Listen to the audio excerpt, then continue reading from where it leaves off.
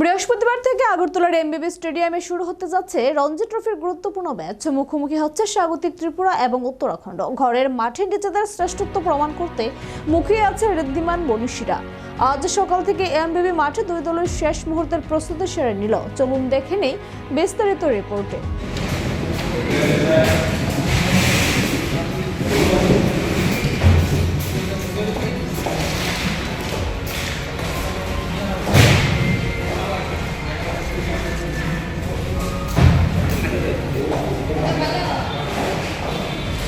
শীতের রোদেলা সকালে আগরতলার এমবিবি স্টেডিয়ামের 22 গজ এখন উৎসবের মেজাজে। কারণটা রঞ্জি ট্রফি। আগামীকাল থেকেই মাঠেই শুরু হচ্ছে ত্রিপুরা বনাম উত্তরাখণ্ডের হাই ভোল্টেজের লড়াই। ঘরের মাঠের সুবিধা কাজে লাগিয়ে জয় ছিনিয়ে নিতে মরিয়া ত্রিপুরার ক্রিকেটাররা। আজ অনুশীলনে বেশ চনমনে মেজাজে দেখা গেল ত্রিপুরার খেলোয়াড়দের। ব্যাটিং, বোলিং থেকে ফিল্ডিং তিন বিভাগে শেষ মুহূর্তের ঘষামাজা করে নিলেন দলের সদস্যরা। বিশেষ করে দলের অভিজ্ঞ খেলোয়াড়দের উপর বড় ভরসা রাখছে টিম ম্যানেজমেন্ট।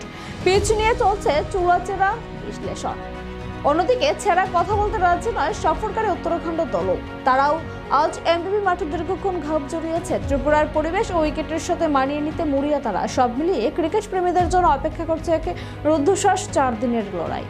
এখন দেখার বিষয়, ঘরের মাঠের গ্যালারি আর পরিচিত পরিবেশকে পুঁজি করে ত্রিপুরা উত্তরাখণ্ডকে টেক্কা দিতে আদৌ পারে কিনা।